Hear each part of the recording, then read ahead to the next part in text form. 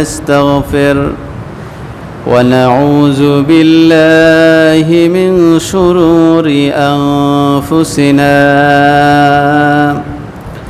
من يهده الله فلا مضل له ومن يضلله فلا هادي له ونشهد أن لا إله إلا الله وحده لا شريك له ونشهد أن سيدنا ومولانا محمدا عبده ورسوله أما بعد فقد قال الله تعالى في كلامه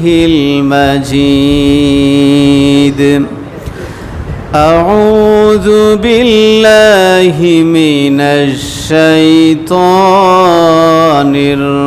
الرجيم بسم الله الرحمن الرحيم هو الذي بعث في الأميين رسولا منهم يتلو عليهم آياته ويزكيهم ويعلمهم الكتاب والحكمة وإن كانوا من قبل لفي ضلال مبين وقال النبي صلى الله عليه وسلم اللهم الرفيق الأعلى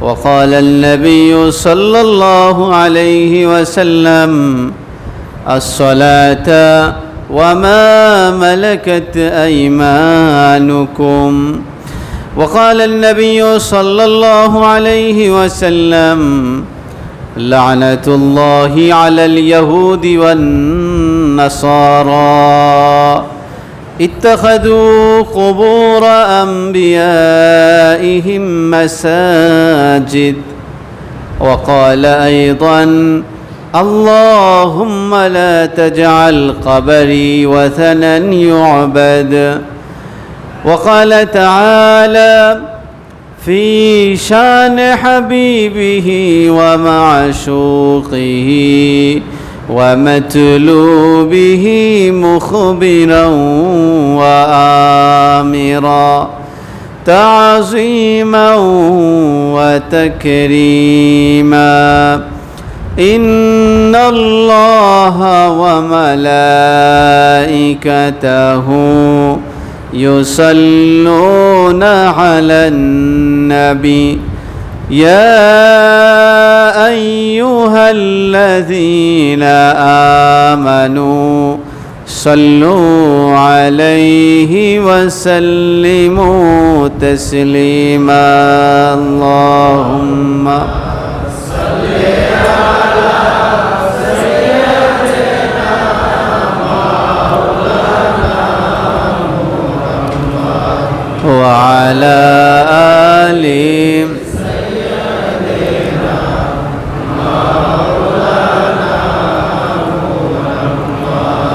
ज़बान खुले मोहब्बत से पढ़ी अल्लाहुम्मा सल्ली अला सय्यिदना मौलाना मुहम्मद व अला आलि सय्यिदना मौलाना मुहम्मद अल्लाहुम्मा सल्लि व सल्लिम व बारिक अलैहि। আল্লাহ রাব্বুল আলামিন আমাদেরকে এই বৈশ্বিক মহামারীর মধ্যে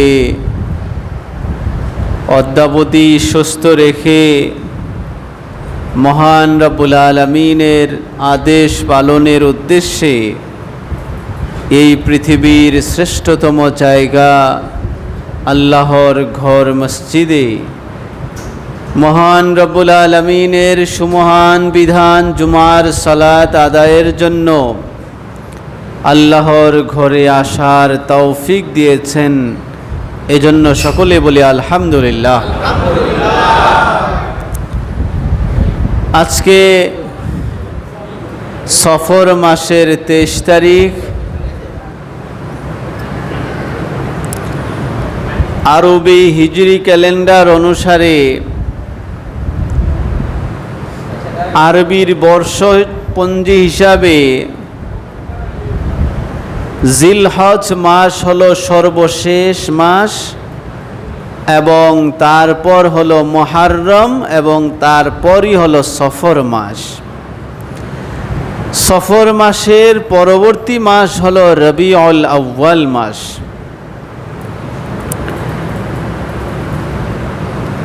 এই সফর মাসের শেষ দিকে আজকে সফর মাসের 23 তারিখ, প্রায় শেষ দিক। এই সফর মাসের শেষ দিকে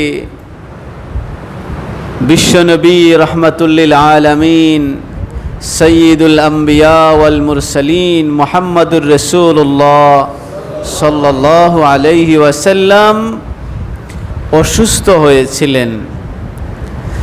যেই অসুস্থতায় রাসূলুল্লাহ সাল্লাল্লাহু আলাইহি ওয়াসাল্লাম আমাদের কাছ থেকে চিরবিদায় নিয়েছিলেন, সেই অসুস্থতার শুরুটা হয়েছিল এই মাসের শেষের দিকে। আমরা জানি রাসূলুল্লাহ সাল্লাল্লাহু আলাইহি ওয়াসাল্লাম আজ থেকে 632 খ্রিস্টাব্দে হিজরি সাল অনুসারে 10ম হিজরি জিলহজ মাসে রাসূলুল্লাহ সাল্লাল্লাহু আলাইহি ওয়াসাল্লাম বিদায় হজ পালন করেছিলেন। রাসূলুল্লাহ সাল্লাল্লাহু আলাইহি ওয়াসাল্লাম জীবনে একবার মাত্র হজ পালন করার সুযোগ পেয়েছিলেন এবং সেটাই ছিল তার জীবনের সর্বশেষ হজ। তার কারণ হলো রাসূলুল্লাহ সাল্লাল্লাহু আলাইহি ওয়াসাল্লাম এই 10ম হিজরির আগে মক্কা মুকাররমায় গিয়ে হজ পালনের কোনো পরিস্থিতি ছিল না।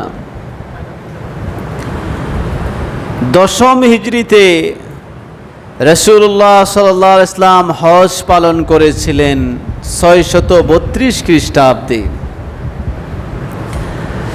হজ যথাযথ পালন করে এই হজের অন্যতম দিন আরাফার দিন, জিলহজ মাসের 9 তারিখ, এটা হলো ইয়াউমে আরাফা। এই দিন হাজী সাহেবানরা মিনা প্রান্তর থেকে আরাফার ময়দানে সারাটা দিন অবস্থান করেন। এই অবস্থানটা হলো হজের একটা ফরজ বিধান। এই দিন রাসূলুল্লাহ সাল্লাল্লাহু আলাইহি ওয়াসাল্লাম যেই ভাষণটা দিয়েছিলেন, হজের যে ভাষণটা দিয়েছিলেন, এই ভাষণটাই হলো আমরা যেটাকে জানি বিদায় হজের ভাষণ। এটা হলো এই 10ম হিজরির রাসূলুল্লাহ সাল্লাল্লাহু আলাইহি ওয়াসাল্লাম আরাফার ময়দানে জাবালে রহমতের পাশে দাঁড়িয়ে যেই ভাষণ দিয়েছিলেন, এটা হলো সেই ভাষণ। রাসূলুল্লাহ সাল্লাল্লাহু আলাইহি ওয়াসাল্লাম এই হজ পালন করে হজের কার্যক্রম শেষ করে মদিনায় আসলেন। মুহররম মাস, এরপরই হলো সফর মাস। অর্থাৎ হজ পালন করে আসার অল্প কিছুদিন পরেই রাসূলুল্লাহ সাল্লাল্লাহু আলাইহি ওয়াসাল্লাম অসুস্থ হয়ে পড়েছিলেন। এই দিনটা কবে ছিল এ বিষয়ে, অর্থাৎ অসুস্থতার শুরুর দিনটা কবে ছিল এ বিষয়ে ঐতিহাসিকদের মতভেদ আছে।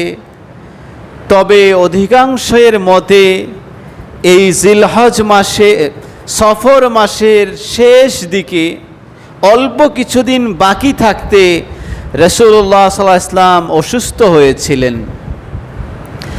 এবং যেদিন রাসূলুল্লাহ সাল্লাল্লাহু আলাইহি ওয়াসাল্লাম অসুস্থ হয়েছিলেন সেই দিন অথবা সেই দিন রাতের বেলা রাসূলুল্লাহ সাল্লাল্লাহু আলাইহি ওয়াসাল্লামের খুব প্রিয় একজন সাহাবী ছিলেন হযরতে আবু মুআইহিবা রাদিয়াল্লাহু তাআলা আনহু। হযরতে আবু মুআইহিবা রাদিয়াল্লাহু তাআলা আনহুকে রাসূলুল্লাহ সাল্লাল্লাহু আলাইহি ওয়াসাল্লাম বলেছিলেন, তারাকানি রাসূলুল্লাহ সাল্লাল্লাহু আলাইহি ওয়াসাল্লাম যাতা লাইলাতিন। নবীজি হযরতে আবু মুআইহিবাকে বললেন, হে আবু মুআইহিবা শোনো, আজকে রাতে আমি তোমাকে নিয়ে আমি এক জায়গায় যাব, তুমি প্রস্তুত থেকো। অনেক বড় হাদিস। হযরতে আবু মুআইহিবা বলেন, রাসূলুল্লাহ সাল্লাল্লাহু আলাইহি ওয়াসাল্লাম আমাকে নিয়ে মদিনা মুনাওয়ারার অন্যতম একটি গোরস্থান মাকবারা, কবরস্থানের নাম হলো জান্নাতুল বাকিয়া। নবীজি রাতের বেলা আমাকে নিয়ে জান্নাতুল বাকিতে গেলেন। জান্নাতুল বাকিতে যাওয়ার পরে রাসূলুল্লাহ সাল্লাল্লাহু আলাইহি ওয়াসাল্লাম কবরবাসীদেরকে লক্ষ্য করে বলেছিলেন, আসসালামু আলাইকুম ইয়া আহলাল বাকিয়া, সালাম দিয়েছিলেন। এবং এরপর তিনি বলেছিলেন,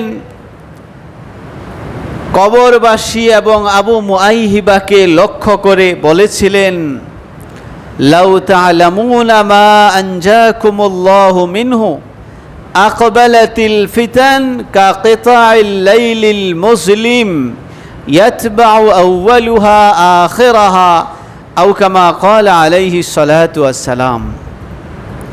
তোমরা যদি জানতে, লাউ তা'লামুন, তোমরা যদি জানতে, মা আনজাকুমুল্লাহু মিনহু, তোমাদেরকে আল্লাহ তাআলা কত বড় বড় ফিতনা থেকে, ফাসাদ থেকে তোমাদেরকে হেফাজত করেছেন, এটা যদি তোমরা জানতে। এরপর আবু মুআইহিবাকে লক্ষ্য করে বললেন, আকবালাতিল ফিতান কাকিতাইল লাইলিল মুসলিম, অতি সত্বর ফিতনা এই জগতে নাজিল হবে, কাকিতাইল লাইলিল মুসলিম, আমাবস্যার রাতে অন্ধকার যেভাবে নাজিল হয়, পৃথিবীতে আসে, সারা পৃথিবীর সব জায়গাকে আচ্ছাদিত করে ফেলে, তিমির আচ্ছন্ন করে ফেলে।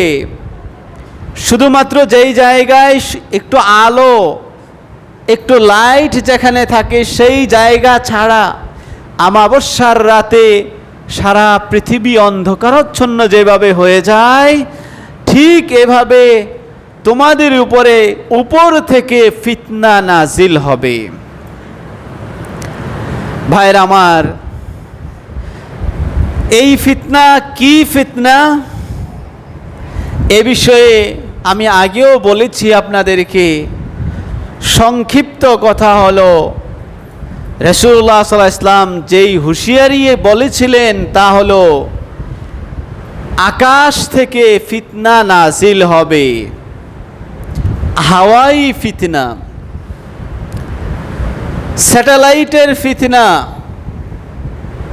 আজকে আমাদের সমাজ, আমাদের ধর্মকর্ম, মুসলমানদের সংস্কৃতি, বাবা মার প্রতি ভক্তি শ্রদ্ধা, ওলামা ইকরামের প্রতি আদর্শ ভক্তি শ্রদ্ধা মহাব্বত, দ্বীন ইসলামকে ভালোবাসা, নৈতিকতা, মূল্যবোধ যা পৃথিবীতে নবী রাসূলগণ নিয়ে এসেছিলেন, যুগ যুগ ধরে মানুষ যা চর্চা করে এসেছিল, আজকে হাওয়াই ফিতনা, এগুলোর কারণে, স্যাটেলাইটের ফিতনার কারণে এগুলো সব আজকে ধ্বংসের পথে।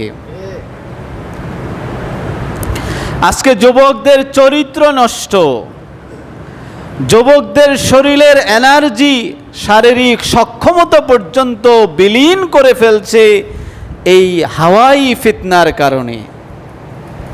ইন্টারনেটের ফিতনা, সংক্ষেপে কথা হলো ইন্টারনেটের ফিতনা। আজকে নেটের জগৎ সব কিছুকে শেষ করে ফেলছে, নীতি নৈতিকতা চরিত্র সব শেষ, স্মৃতিশক্তি একেবারে ধ্বংস। এখনকার স্টুডেন্টরা, আমি নিজেও একজন প্রকৃতপক্ষে একজন শিক্ষক, শিক্ষকতাই হলো আমার সারাদিনের ব্যস্ততা।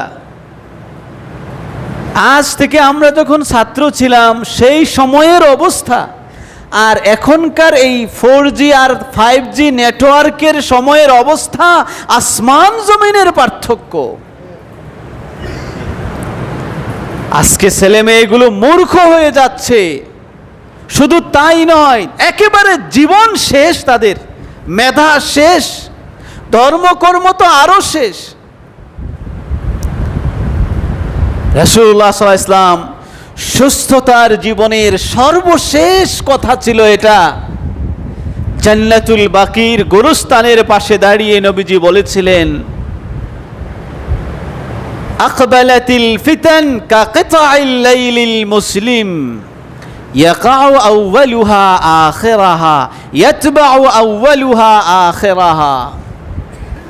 আমার উম্মতের উপরে স্যাটেলাইটের ফিতনা নাজিল হবে, আকাশ থেকে ফিতনা নাজিল হবে।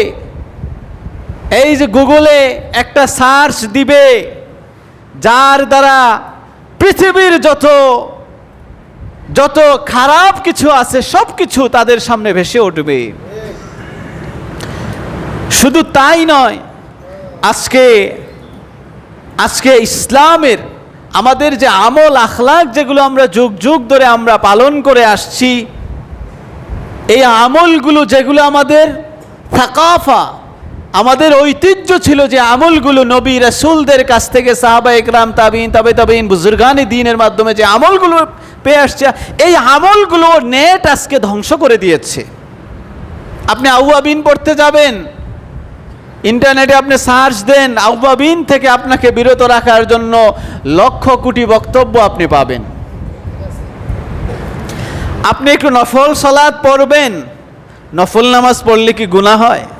কি বলেন, গুনাহ হয়? সওয়াব হয় কিনা?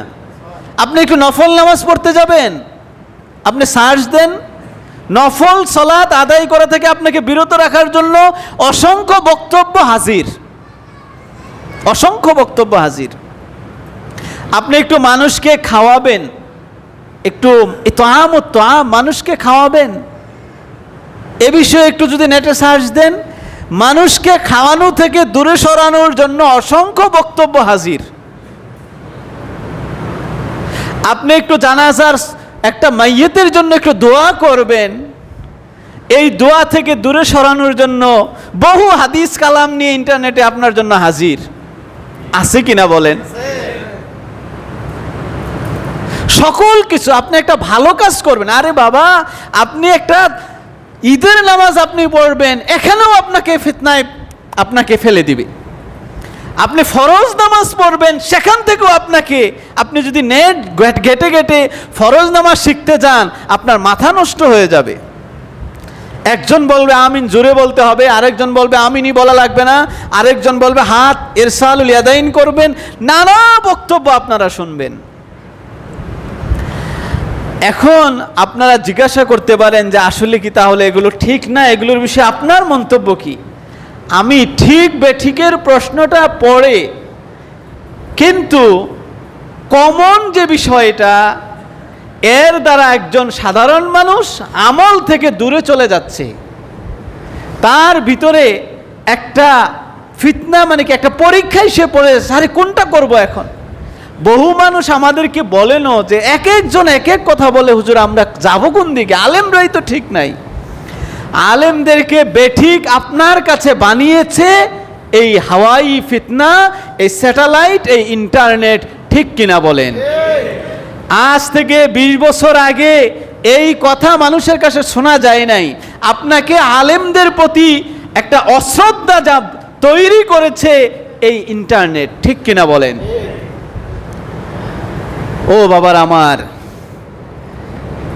আজকে সেটা আলোচ্য বিষয় নয়। আজকে আলোচ্য বিষয় হলো আমার নবীজির শেষ দিনগুলো কিভাবে অতিবাহিত হয়েছিল, এই বিষয়টা নিয়ে আমরা সংক্ষেপে একটু আলোচনা করব। রাসূলুল্লাহ সাল্লাল্লাহু আলাইহি ওয়াসাল্লামের সুস্থতার শেষ দিন হযরতে আবু মুআইহিবা রাদিয়াল্লাহু তাআলা আনহুকে নিয়ে জান্নাতুল বাকিতে গিয়েছিলেন। বলেছিলেন, এমন এক জামানা আসছে আমাবস্যার রাতের মতো, যেভাবে অন্ধকার সারা পৃথিবী সব কিছুকে আচ্ছাদিত করে ফেলে, আমার উম্মতের উপরে হাওয়াই ফিতনা, স্যাটেলাইটের ফিতনা, ইন্টারনেটের ফিতনা এভাবে নাজিল হবে।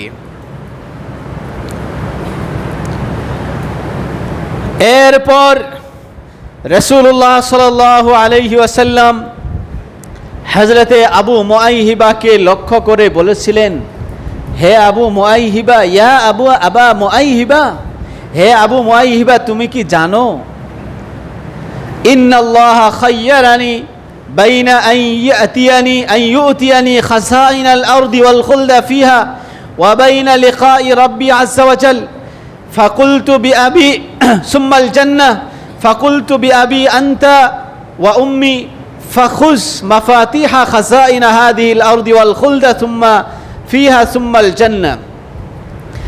রাসূলুল্লাহ সাল্লাল্লাহু আলাইহি ওয়াসাল্লাম আবু মুআইহিবাকে আরো কাছে ডেকে নিয়ে বললেন, আবু মুআইহিবা, শোনো, তোমাকে একটা গোপন কথা বলছি।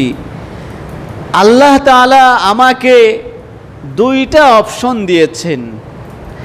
একটি অপশন হলো, আল্লাহ তাআলা আমাকে বলেছেন, হে আমার নবী, আপনি যদি চান পৃথিবীর সকল খাজানা, সকল ধনভাণ্ডার আপনাকে আমি মালিক বানিয়ে দেব এবং আপনি দুনিয়াতে চিরস্থায়ীভাবে আপনি থেকে যাবেন।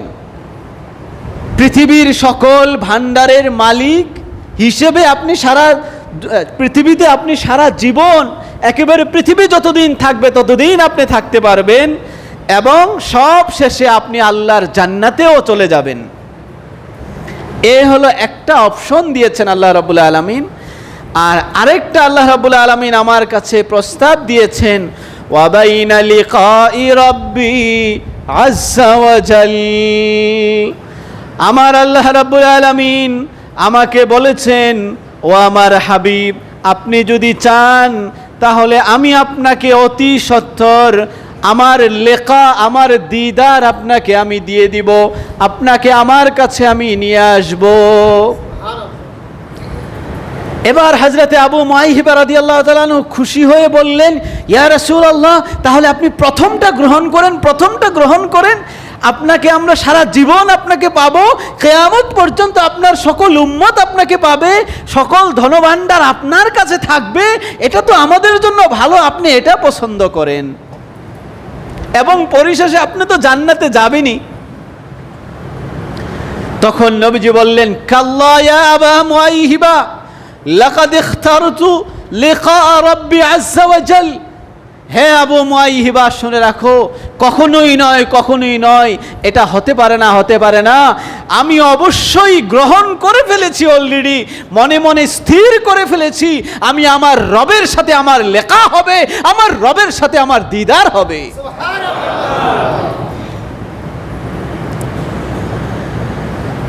হযরতে আবু মুআইহিবা বলেন, আমার নবীজি আমাকে এই কথাগুলো বলার পরে রাসূলুল্লাহ সাল্লাল্লাহু আলাইহি ওয়াসাল্লাম জান্নাতুল বাকিতে যে সমস্ত মুর্দেগানরা শায়িত আছে, এই সমস্ত কবরের লোকদের জন্য রাসূলুল্লাহ সাল্লাল্লাহু আলাইহি ওয়াসাল্লাম জিয়ারত করেছিলেন এবং সুম্মাস্তাগফারা লি আহলিল বাকি', তাদের জন্য রাসূলুল্লাহ সাল্লাল্লাহু আলাইহি ওয়াসাল্লাম এই কবরের পাশে দাঁড়িয়ে আল্লাহর কাছে ক্ষমা প্রার্থনা করেছিলেন, ইস্তিগফার করেছিলেন।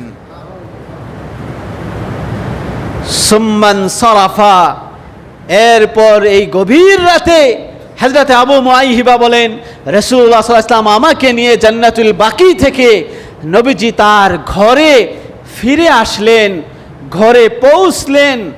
ফালাম্মা আসবাহা, রাসূলুল্লাহ সাল্লাল্লাহু আলাইহি ওয়াসাল্লাম যখন সকাল হলো, সকাল থেকেই বাদাহু শাকওয়াহু আল্লাযী কুবিদাত ফীহি সাল্লাল্লাহু আলাইহি ওয়াসাল্লাম, ওই দিন সকালবেলা থেকেই রাসূলুল্লাহ সাল্লাল্লাহু আলাইহি ওয়াসাল্লামের অসুস্থতা শুরু হয়েছিল, যেই অসুস্থতায় নবীজি দুনিয়া থেকে বিদায় নিয়েছিলেন। ভাইরা আমার, রাসূলুল্লাহ সাল্লাল্লাহু আলাইহি ওয়াসাল্লাম এই হাদিসখানা সহিহুন আলা শারতিল সহিহ মুসলিম, এটা সহিহ একটা হাদিস। আল মুস্তাদরাক লিল ইমাম আল হাকিম, তৃতীয় খণ্ড 4383 নম্বর হাদিস। এই কিতাবে হাদিসখানা এসেছে, সহিহ একখানা হাদিস। এই হাদিসের আলোকে, সহিহ হাদিসের আলোকে এটা স্পষ্ট রাসূলুল্লাহ সাল্লাল্লাহু আলাইহি ওয়াসাল্লামের সুস্থতার জীবনের সর্বশেষ যে আমলটা নবীজি করেছিলেন তা হচ্ছে কবর জিয়ারত করা। মদিনার প্রসিদ্ধ গুরুস্থান কবরস্থান হলো জান্নাতুল বাকি। রাসূলুল্লাহ সাল্লাল্লাহু আলাইহি ওয়াসাল্লাম এই জান্নাতুল বাকিতে তিনি গিয়েছিলেন, কবর জিয়ারত করেছিলেন, মুর্দেগানদের জন্য আল্লাহর কাছে দোয়া করেছিলেন।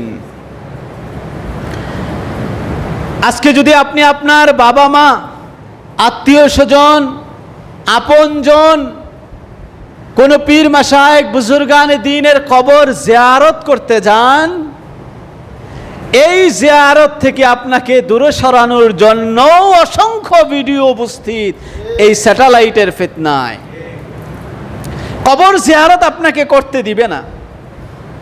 আপনার বাবার কবর জিয়ারত করবেন, আপনাকে বলবে কবর পূজারী। ঠিক কিনা বলেন? আজ থেকে ভালো করে শুনে রাখতে হবে, আমার নবীজির সর্বশেষ সুন্নাত হচ্ছে কবর জিয়ারত করা। আজ থেকে ভালো করে শুনে রাখবেন, এটা আমাদের সিদ্ধান্ত গ্রহণ করতে হবে।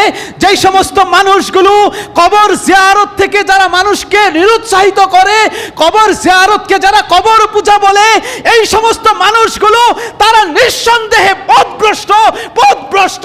ঠিক কিনা বলেন? সকল উলামা ইকরাম একমত,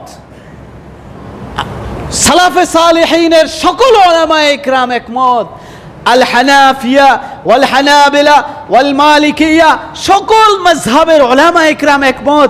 এমনকি ইমাম নববী রাহিমাহুল্লাহ তিনি উল্লেখ করেছেন আল ইজমা ফিহি, কবর জিয়ারত করা এটা যে একটা সুন্নত, একটা মুস্তাহাব, একটা আমল, এই বিষয়ে পৃথিবীর সকল হক্কানি উলামা ইকরাম নবীজির যুগ থেকে আজ পর্যন্ত সকলে একমত।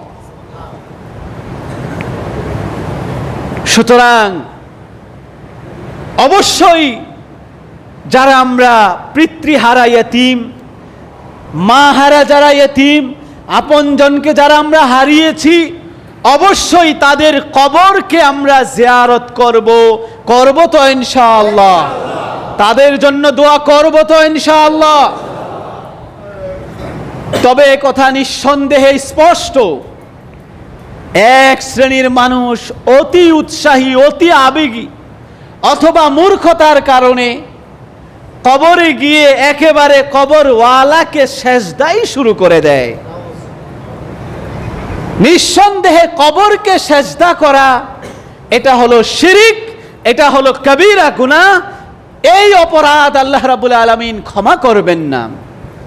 কিন্তু ঢালাওভাবে কবর জিয়ারত করা, এটাকে আপনি কবর পূজা বলবেন, এই কথাটা এত বড় স্পর্ধা আপনাকে কে দিয়েছে? তাহলে তো আমার নবীজি কবর পূজারী হয়ে যাবেন। নাউজুবিল্লাহ মিন যালিক। ভালো করে মনে রাখতে হবে, কবর জিয়ারত আমার নবীজির সুন্নত, কবর জিয়ারত নবীজির সুন্নত। কিন্তু কবরকে সেজদা করা, কবর ওয়ালার কাছে কিছু চাওয়া, এগুলো হলো শিরিক, এগুলো হলো হারাম কাজ, কবিরা গুনাহ। কবরে গিয়ে কবর ওয়ালার জন্য আল্লাহর কাছে দোয়া করবেন, নিজের জন্য দোয়া করবেন, কবরের পাশে গিয়ে, কবরের কাছে গেলে কলবটা নরম হয়ে যায়। সহিহ মুসলিম শরীফের হাদিসে স্পষ্ট নবীজি বলেছেন, আন বুরাইরাতা রাদিয়াল্লাহু তাআলা আনহুম আন্না রাসূলুল্লাহি সাল্লাল্লাহু আলাইহি ওয়াসাল্লাম قال নাহাইতুকুম আন জিয়ারাতিল কুবুর ফাজুরুহা আল-আন। ইসলামের একেবারে প্রাথমিক যুগে রাসূলুল্লাহ সাল্লাল্লাহু আলাইহি ওয়াসাল্লাম কবর জিয়ারত থেকে নিষেধ করেছিলেন। কিন্তু যখন মানুষ বুঝতে পারল যে কবর হলো এমন জায়গা যেখানে সেজদা করা যাবে না, সেজদা করতে হবে একমাত্র আল্লাহকে, মানুষের ভিতরে ওয়াহদানিয়ত তাওহীদ যখন প্রতিষ্ঠিত হলো, এই বিষয়টা যখন উপলব্ধি স্পষ্ট করতে পারল যে কবর জিয়ারত করা যাবে, কবরকে সেজদা করা যাবে না, এরপর নবীজি কবর জিয়ারতের স্পষ্ট আদেশ দিয়েছেন, ফাজুরুহা, তোমরা কবর জিয়ারত করো। রাসূলুল্লাহ সাল্লাল্লাহু আলাইহি ওয়াসাল্লাম অসুস্থ হয়ে পড়লেন।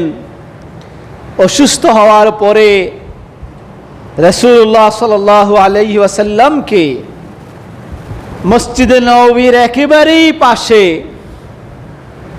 আম্মাজান আয়েশা রাদিয়াল্লাহু তাআলা আনহার ঘরে নবীজি অবস্থান করতেছিলেন। নবীজির অসুস্থতার পুরো সময়টা একমাত্র নবীজির স্ত্রী আম্মাজান আয়েশা রাদিয়াল্লাহু তাআলা আনহার ঘরে অবস্থান করেছিলেন। নবীজির সকল উম্মাহাতুল মুমিনিনরা তারা সকলে সিদ্ধান্তক্রমেই তারা সিদ্ধান্ত নিয়েছিলেন রাসূলুল্লাহ সাল্লাল্লাহু আলাইহি ওয়াসাল্লাম অসুস্থতার সময়টা মা আয়েশা রাদিয়াল্লাহু তাআলা আনহার ঘরে অবস্থান করবেন।